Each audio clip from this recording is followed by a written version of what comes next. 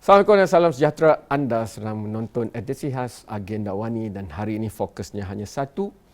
Kalau Malaysia mahu berjaya dan maju ke depan, Malaysia perlukan negeri Selangor untuk menjadi berjaya dan ke depan.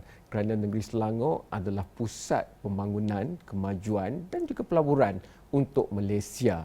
Nilainya cukup besar kalau kita lihat GDP ataupun KDNK, hampir suku ya dalam konteks itu sumbangannya kepada negara. Oleh itu hari ini saya berterima kasih kepada yang berhormat Datuk Teng Chang Kim kerana beliau akan bersama saya. Kita akan senangkan perkara ini. Ini bukan tentang julat tinggi bagaimana nak lihat pulangan pelaburan dan sebagainya, tetapi untuk melihat Selangor sebagai hub perdagangan. Bukan saja untuk orang luar datang melabur sini, tapi kita juga mau keluar nanti bila norma baru semuanya sudah tenang dan kita boleh kembali 100% mengumpulkan pada pasaran ekonomi apa yang kita mahu tawarkan kepada dunia. Jadi terima kasih YB datang pada hari ini. YB melihat kepada Jawatankurusan Tetap Pelaburan Perindustrian dan Perdagangan Industri Kecil dan Sederhana. Panjang YB punya portfolio, sebab tu saya kena baca takut salah. Tapi pokoknya daripada sekecil-kecil mikro dan sederhana sampailah syarikat multinasional yang mempunyai gudang terbesar ke syarikat tempatan pun gudang terbesar, semuanya berada di Selangor. Jadi apa yang menjadikan Selangor cemerlang? Kerana saya ada pergi satu majlis yang strategi ketika itu, janganlah marah invest Selangor, saya curi-curi dengar YB. Dia kata strategi mereka kena begitu berjaya sampai negeri lain semua cemburu dan iri hati secara baiklah terhadap kejayaan Selangor. Jadi apakah kelebihan kecemerlangan Selangor itu? Kalau kita lihat dari segi kerangka serantau, Selangor terletak di satu lokasi yang begitu strategik. Kita berada betul-betul di tengah Selat Melaka yang merupakan jalan utama untuk perdagangan dunia antara barat dan timur. Dan itu adalah dari segi kedudukan geografi kita. Kemudian dari segi kemudahan infrastruktur, kita mempunyai infrastruktur yang kelas dunia. Di mana kalau kita lihat pelabuhan Kelang kita, ia bukan sahaja merupakan pelabuhan yang ke-12 besar di dunia, tapi pelabuhan yang kedua besar di rantau Asia. Di rantau Asia Tenggara selepas Singapura. Dan selain daripada itu, kita ada 2 lapangan terbang yang besar yang antarabangsa, iaitu KLIA dengan Subang. Dan saya kira negeri lain tidak ada kemudahan seperti ini. Kemudian saya selalu kira, saya kata kat Selangor ni, buat sekarang ini sudah ada 22 buah lebuh raya dalam Selangor sendiri. Di Selangor ini satu-satu negeri di mana kerajaan nak buat lebuh raya ada bantahan daripada rakyat. Di negeri lain semua minta. Mereka mahukan lebuh raya. Jadi itu kelebihan kita. Dan selain daripada itu kita mempunyai tenaga kerja mahir yang besar.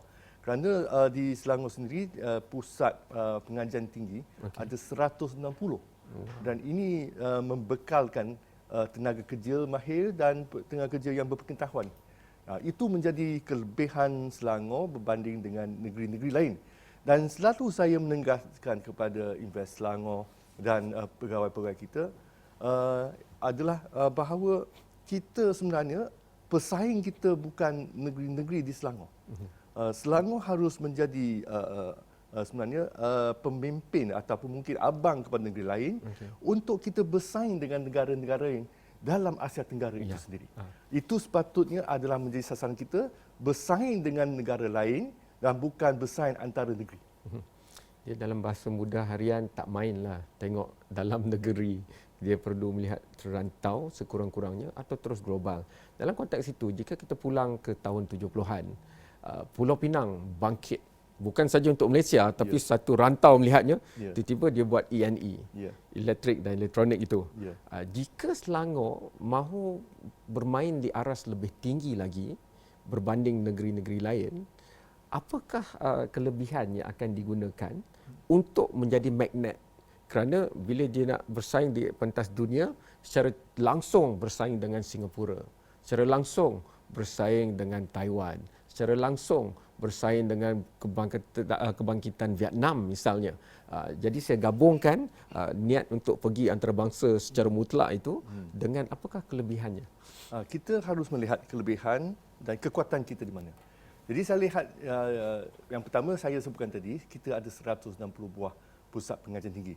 Di sinilah kita lihat kalau banding dengan tempat lain, ini adalah satu negeri yang mana ada kemudahan untuk melatih tenaga mahir yang ada pengetahuan tinggi, iaitu knowledge base. Yang keduanya, kalau dari segi tanah, kita masih ada banyak tanah lagi. Okay. Kalau banding dengan Singapura, dengan Taiwan, mereka tidak ada tanah. Berbanding dengan negara-negara seperti Vietnam dan Thailand dan Indonesia, mereka mempunyai penduduk yang ramai. Tapi dari segi ratio, peratusan tenaga kerja yang berkemahiran, kita mempunyai peratusan yang tinggi. Itu kekuatan kita itu. Dan dari segi budaya, di Malaysia kita mempunyai berbilang budaya. Itu juga kekuatan. Dan patut kita gabungkan semua kekuatan ini. Jadi dia akan menunjukkan satu kata yang begitu unggul untuk Selangor. Maknanya Yang Berhormat Datuk, Selangor tidak lagi melihat pada kompetitifnya kos pekerja. Selangor tidak lagi melihat kepada nak dapatkan kilang-kilang yang sedang meninggalkan China untuk mencari tempat yang lebih murah. Sebenarnya Selangor lebih menumpukan persaingan seperti di Lembah Silikon, iaitu garapan teknologi tinggi. Kalau boleh Yang Berhormat Datuk ceritakan sikit tentang perkara itu, kerana kalau kita lihat Singapura, kalau dia nak buat perdagangan dalam talian, kargo di Changi tidak lagi boleh diluaskan. Mereka tidak boleh nak menambak tanah 5-6 km lagi kerana kosnya terlalu tinggi. Tapi KLIA masih ada banyak ruang untuk kargo sahaja pun boleh bina satu lagi lapangan terbang seolah-olah lah. Jadi kalau YB Datuk boleh berikan kelebihan, kerana kadang-kadang kita berfikir pelaburan tapi kita masih kerja kilang dan sebagainya. Tapi saya rasa yang dimasukkan oleh Datuk tadi lebih yang beraras tinggi. Ya. Yang pertama, bila nak bandingkan bilangan pekerja yang berkemahiran, kita memberi kelebihan berbanding dengan negara yang lain seperti Vietnam, Thailand dan Indonesia. Tapi yang kalau nak banding dengan Singapura, kita mungkin lemah sedikit dari segi tenaga manusia, tapi kita mempunyai tanah yang luas. Dan kos untuk operasi itu jauh lebih rendah di Selangor atau tubuh Malaysia berbanding dengan Singapura. Ini adalah kelebihan kita. Dan jika kita lihat dalam keadaan sekarang ini, perang dagangan antara China dengan Amerika, dan tambahan lagi masalah COVID-19 ini, pandemik ini, ramai yang menjangkakan banyak pelaburan daripada Amerika Syarikat yang berada di tanah besar negeri China akan datang ke Asia Tenggara. Itu anggapan, semua orang anggap dia akan datang. Tapi tak semestinya. Sebenarnya kalau yang pelaburan yang keluar daripada negeri China itu, dia kalau letak di Asia Tenggara, dia ada masalah juga, kerana kalau yang terutamanya yang memerlukan teknologi tinggi itu, kalau dia tak ada tempat, dia akan balik ke negara dia sendiri atau negara-negara berdekatan. Jadi patut kita menyediakan, membuat persiapan sekarang, walaupun nampak lewat, tapi saya rasa tidak lewat. Sebab kita ada pusat pengajian tinggi yang mencukupi untuk melatih mereka, supaya kita dapat menunjukkan, menawarkan kepada mereka, kita ada tenaga kerja yang berkemahiran berbanding dengan negara-negara seperti Vietnam, Thailand, Indonesia, dan kos operasi itu lebih rendah dari Singapura. Walaupun mungkin lebih mahal daripada negara yang saya sebut tadi, Vietnam, Thailand dan sebagainya. Jadi kita dapat satu perimbangan di mana kita boleh tawarkan. Dan dari situ juga pelabur tempatan juga yang menyumbang kepada ekosistem ini juga patut menaikkan taraf mereka sendiri dengan menuju ke arah industri 4.0. Di mana kalau kita belum masuk ke peringkat otomasi, kita patut mempercepatkan proses otomasi. Belum masuk ke digitalisasi, masuk melabur. Jangan menganggap itu sebagai kos. Ya. Anggapkan itu sebagai pelaburan. Okey.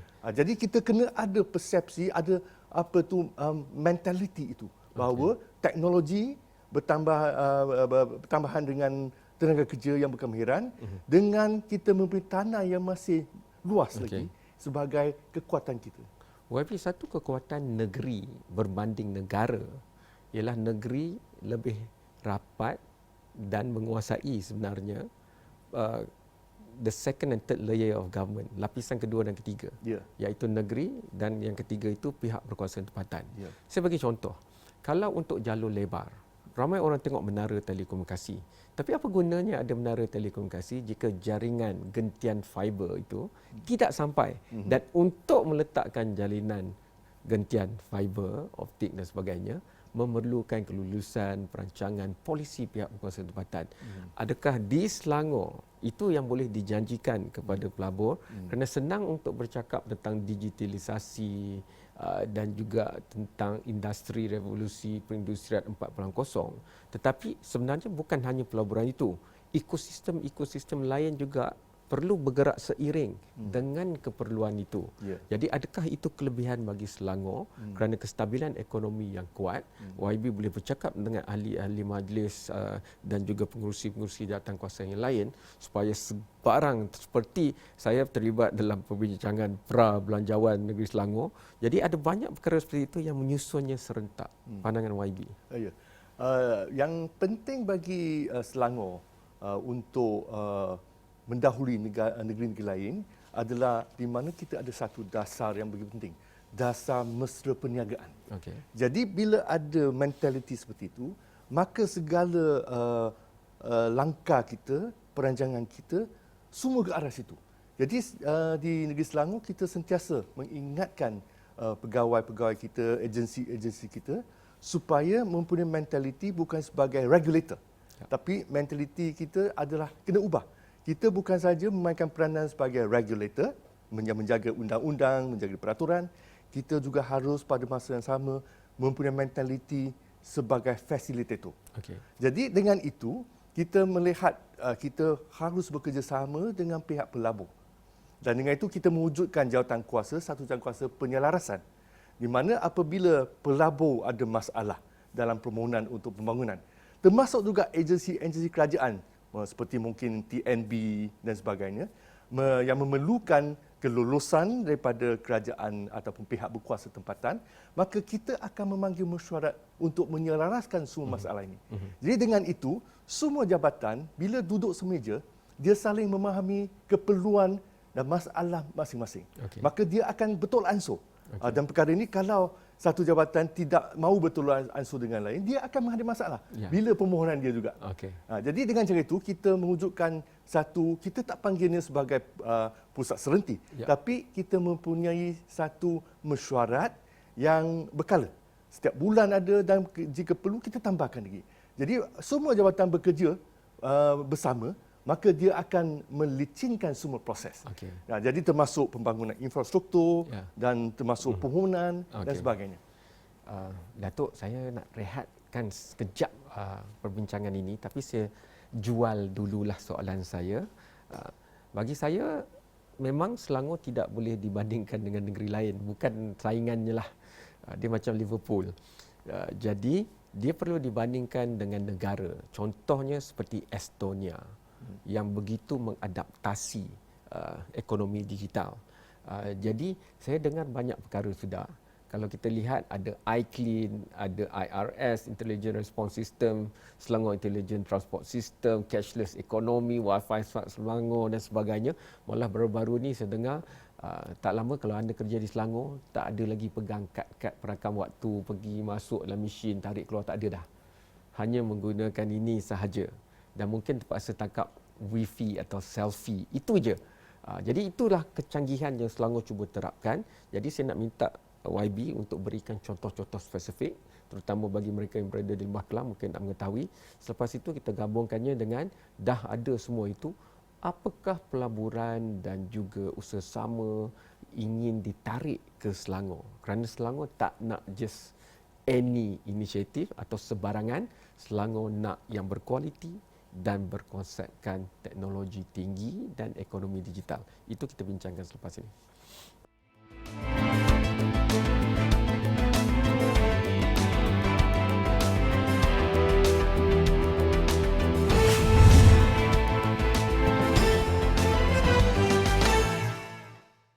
Selangor penyumbang terbesar kepada keluaran dalam negara kasar Malaysia, pelaburan dan pelbagai lagi, tetapi Selangor mahu melangkah lagi jauh, bersaing bukan dengan Pulau Pinang, bukan dengan Negeri Sembilan, tetapi dengan negara Singapura, dengan negara Estonia secara relatifnya. Oleh itu, pengurusi hebat Jawatankuasa yang melihat pada perkara-perkara seperti ini, YB Datuk, tolong berikan kami contoh-contoh hebat dunia digital, dunia ekonomi digital Selangor. Di Selangor kita ada satu kerangka untuk pembangunan negeri Selangor menuju ke arah smart state. Ya. Okay. Kalau di negara lain, semua cerita smart city. Tapi di Selangor, kita lihat Selangor ni, kita ada 12 pihak berkuasa tempatan. Dan disebabkan kita ada lebuh raya yang mencukupi, maka dia dapat menghubungi semua tempat berkuasa ataupun pihak berkuasa tempatan dan semua dia berdekatan.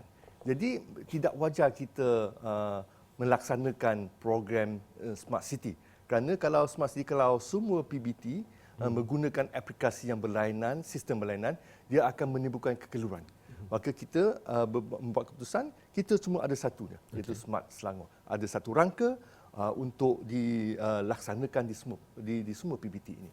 Di peringkat ini bila dia ada, kita sediakan satu unit untuk melaksanakannya. Okay. Ya, iaitu kita panggilnya Smart Selangor Delivery Unit. Yeah. Dan di sinilah inisiatif telah pun ditetapkan dan diluluskan oleh pihak kerajaan dan dilaksanakan ikut programnya, ikut bajet yang kita ada. Jadi setakat ini apa yang kita buat mungkin yang tidak didapati di negeri-negeri yang lain, seperti kita ada SIT, iaitu Sistem Intelligent Transport Selangor. Okay. Di mana di Selangor merupakan negeri pertama yang dapat menyediakan perkhidmatan bas percuma ataupun perkhidmatan bas Smart Selangor. Sekarang ni ada 150 buah bas percuma yang berjalan setiap hari dari pukul 6 pagi hingga 9 malam. Dan percuma di semua pihak berkuasa tempatan.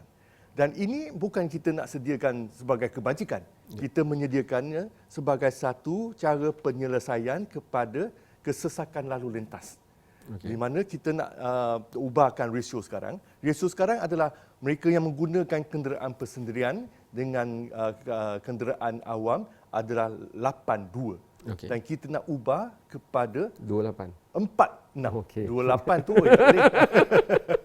Walaupun ada LRT, MRT sebagainya. Faham. Tapi kalau kita dapat mencapai rasio 4-6 tu, okay, atau kadar tu, nisbah 4-6 tu, itu dah cukup baik. Yeah. Dan kita sediakan bas ni, kemudian kita nak membawa kemudahan dengan menggunakan teknologi.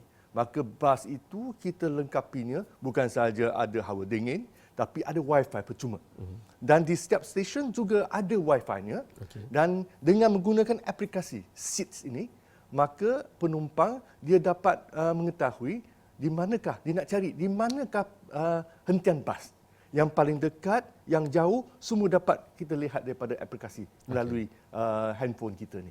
Lepas tu bukan saja kita tahu di mana terletaknya lokasi hentian bas yang terdekat, tetapi juga berapa lama bas yang akan datang. Okay. Berapa minit lagi akan sampai. Macam negara Skandinavia lah, macam Denmark, Sweden. Dia semua ada tanda masa. Dan bila kosong, memang bas tu ada. Selepas ini kita akan tambah dengan sensor-sensor lagi supaya kita dapat real time. Pada setiap saat pun kita tahu berapa ramai orang yang berada dalam bas. Okay. Supaya kita dapat menentukan bilakah waktu kemuncaknya. Jadi kita dapat menyelaraskan. Waktu kemuncak kita tambahkan lagi bas, iaitu kekerapan bas tu akan bertambah. Itu caranya kita buat supaya rakyat dapat merasainya. Okay. Duanya umpamanya kita buat sebagai juga menggunakan aplikasi, rakyat dapat membuat aduan terhadap masalah seperti longkang, sumbat, sampah tidak dikutip, jalan berlubang, menggunakan apps bersama dengan gambar. Dan tercatat juga waktu dia membuat aduan dan diwajibkan agensi berkenaan bila menerima aduan ni harus bertindak dalam tempoh yang ditetapkan. Okey. Kemudian maklumkan kepada pengadu. Jadi rakyat dapat perkhidmatan seperti itu melalui teknologi. Okey. Ya, itu satu caranya. Faham. Dan kemudian kita sedang menuju ke arah cashless. Kita sedang mengkaji dan akan melaksanakan dalam tempoh yang tersingkat supaya kita ada e-wallet kita sendiri, di mana rakyat boleh menggunakan perkhidmatan ini, berarti di mana kita dapat wujudkan satu masyarakat tanpa tunai, cashless. Okey. Tak payah bagi bawa duit lagi dah. Okey. Semua melalui handphone kita dapat melakukannya. Termasuk mereka yang menerima kebajikan rakyat tetapi belum ada akaun. Akaun bank dia tak ada. Jadi kalau sekarang ni tak ada akaun bank, kita cuma boleh bayar tunai, bagi kad dan sebagainya. Tapi ada handphone sekarang ni melalui e-wallet, Terus je. segala kebajikan daripada kerajaan negeri Selangor, sama ada KIS ataupun kad untuk perubatan, semua dapat dimasukkan ke dalam handphone. Jadi itu kita mengubah cara hidup rakyat melalui teknologi. Dan dengan itu, dengan keadaan bila dia hidup dalam keadaan semua dia teknologi, maka dia dapat ubah mentaliti. Dan dompet digital tu bukanlah dicipta yang ke-50. Kalau dah ada 49 dalam negara, semuanya boleh diterima dengan satu e-wallet Selangor itu menggabungkan semua perkhidmatan itu kan. Kalau itu tak, itu kita wujudkan e-wallet kita sendiri, tapi kita juga ada platform kita sendiri untuk menerima bayaran daripada e-wallet yang berlainan. Okey, Ya. okey. Itu yang kita sedang berusaha. Wabi, akhirnya kita perlu melihat kepada bilion dan trilion. Ya. Itu angka-angka yang menjadi KPI kepada Selangor. Nak tak nak, memang itu jangkaannya. Jadi saya ringkaskan sikit, YB dan Pak Sukan YB melihat pada 5 kluster teras, bukan kluster virus, kluster untuk pelaburan, E&E, elektrik dan elektronik, peralatan pengangkutan, sains hayat, makanan dan minuman, F&B, mesin dan peralatan.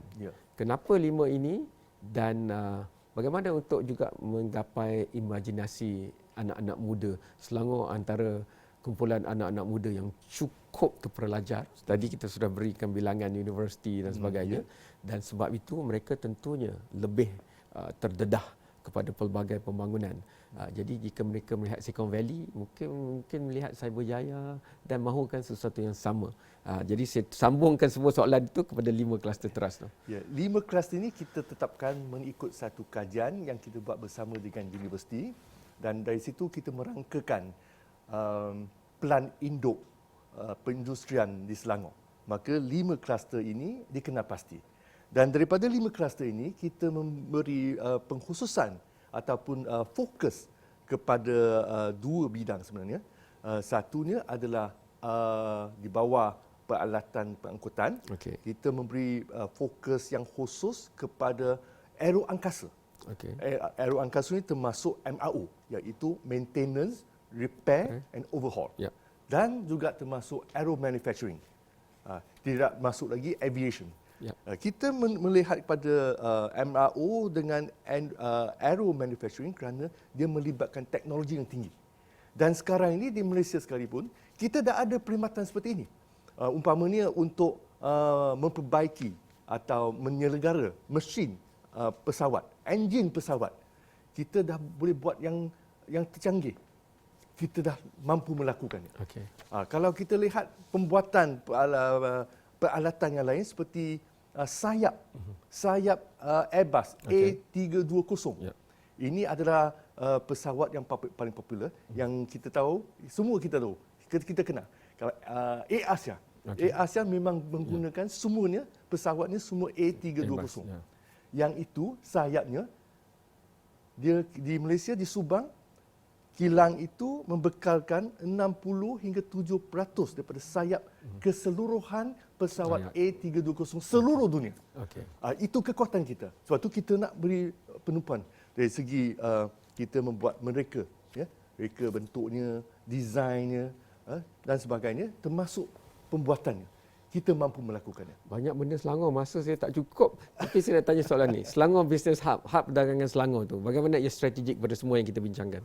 Yang ini sebab disebabkan pandemik. Maka kita terpaksa pergi secara maya.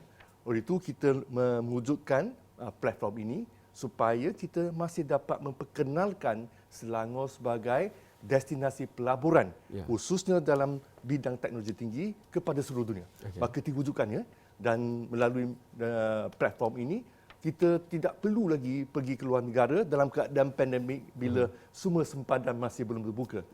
Itu sebenarnya bergabung dengan usaha akan datang secara fizikal. Tapi kelebihannya itu 24 jam. Pelabur daripada seluruh dunia boleh dapat melihat. Datuk, tentunya COVID ini memberi kesan.